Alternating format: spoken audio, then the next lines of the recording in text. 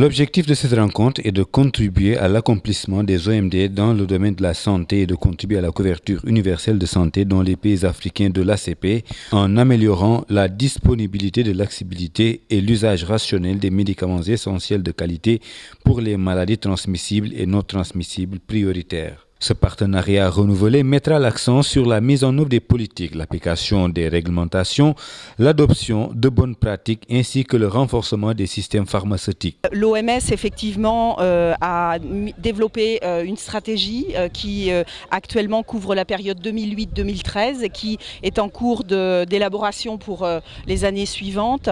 Et cette stratégie propose en fait est une stratégie pour appuyer les pays à améliorer l'accès à des médicaments essentiels de qualité, en renforçant d'une part les autorités de réglementation pharmaceutique dans les pays, en renforçant les systèmes d'approvisionnement en médicaments, en travaillant aussi sur une amélioration des prix des médicaments et en favorisant un meilleur usage du médicament, donc un usage rationnel et donc une formation des prescripteurs pour un meilleur usage des médicaments disponibles. De cette rencontre, c'est que tout le monde, tous les pays qui sont ici réunis, qui bénéficient de ce partenariat renouvelé, tous les partenaires qui accompagnent ces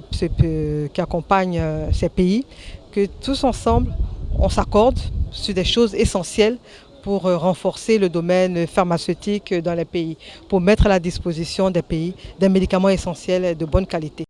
Selon le représentant de la Commission de l'Union européenne, si les progrès de la réalisation des objectifs de développement du millénaire ne doivent pas être sous-estimés, d'énormes efforts sont encore à mettre en œuvre pour atteindre les résultats fixés. La réduction de la mortalité des enfants de moins de 5 ans, la réduction de la mortalité maternelle et la lutte contre les pandémies imposent de poursuivre la mise en place de politiques de santé renforcées. Pour sa part, la représentante de l'OMS dira que bien des efforts très importants pour améliorer l'accessibilité aux médicaments essentiels ont été déployés au cours des 20 dernières années. Les défis dans le domaine pharmaceutique sont réels au niveau de la région africaine de l'OMS. Il s'agit essentiellement de la faiblesse des autorités nationales de réglementation pharmaceutique à mettre en œuvre de façon effective les fonctions de réglementation, de la faiblesse des systèmes nationaux d'approvisionnement en médicaments essentiels se traduisant par des ruptures de stock au niveau de la pyramide sanitaire. L'amélioration de la qualité est aussi à renforcer. Ce partenariat, comme on l'a dit, c'est un deuxième partenariat. Le premier de 2004 à 2010 a permis de mettre l'accent sur les politiques. Sur les politiques, la plupart des pays ont maintenant des politiques pharmaceutiques qui sont réalistes et réalisables. Maintenant, il faut pouvoir mettre en œuvre ces politiques-là. Et ce deuxième partenariat va permettre de mettre en œuvre ces politiques-là, afin de s'assurer que dans toutes les structures de santé, on ait les médicaments essentiels, afin de s'assurer que les usagers de ces structures de santé soient capables de s'offrir ces médicaments-là, aussi bien donc physiquement que financièrement. Et aussi, ça va permettre aussi de mieux informer la population sur le médicament. Nous avons choisi de faire cette réunion de lancement du partenariat renouvelé financé par la Commission européenne ici à Dakar parce que le Sénégal est un des 15 pays qui fait partie de ce programme de travail qui vise à renforcer les systèmes pharmaceutiques et améliorer l'accès aux médicaments essentiels de qualité dans les 15 pays. Et donc il nous a semblé important de pouvoir lancer ce partenariat en étant présent dans un pays qui est particulièrement actif dans ce domaine. Et donc nous sommes heureux d'être ici à Dakar pour cette rencontre. Le ministère de la Santé et de l'Action sociale du Sénégal accorde aux médicaments une grande importance, notamment à leur disponibilité et leur accessibilité pour l'ensemble de la population, en particulier les plus démunis. Raison pour laquelle l'accès constant des populations à des médicaments essentiels, accessibles géographiquement, financièrement et correctement utilisés est considéré comme un défi majeur des politiques de santé du Sénégal. Vous savez, les médicaments jouent un rôle essentiel dans nos politiques de santé.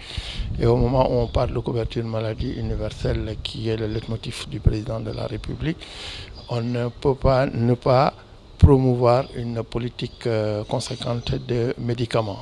Et vous savez, les médicaments représentent 40% dans les dépenses de santé. Et maîtriser les médicaments, c'est maîtriser l'accès des soins aux populations. Donc c'est pour cela que cette rencontre revêt une importance particulière pour le Sénégal. et nous comptons sur l'appui technique mais aussi financier de nos partenaires techniques et financiers, les partenaires au développement, mais aussi l'OMS pour pouvoir asseoir une politique de médicaments qui pourrait répondre aux besoins des populations. Sur le choix justement porté sur le Sénégal pour abriter une telle rencontre, pouvez-vous nous dire justement le rôle du Sénégal, de l'État du Sénégal dans ce partenariat? Alors, le Sénégal joue un rôle pionnier dans le cadre du partenariat et ce n'est pas fortuit que l'OMS et les partenaires, l'Union européenne aient choisi le Sénégal comme pour abriter cette rencontre.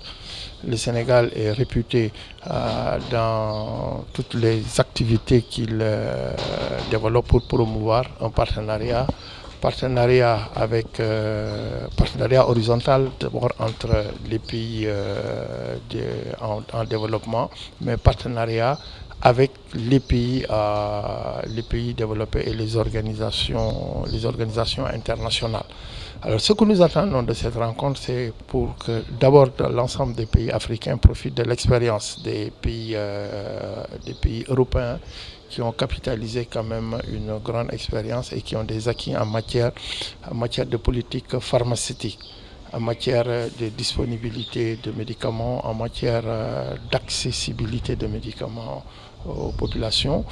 Et en particulier, nous comptons aussi au Sénégal profiter ou bénéficier de toute cette expérience pour pouvoir améliorer ce que nous sommes en train de faire dans la gestion du médicament. Vous savez, nous avons mis en place avec l'appui technique de l'OMS une politique pharmaceutique nationale qui s'inscrit dans le cadre du plan national de développement sanitaire qui a pour orientation majeure l'accès des populations à des soins de qualité. Et quand on parle de soins, on ne peut pas occulter la dimension médicament qui aujourd'hui constitue et représente au moins 40% des dépenses de santé.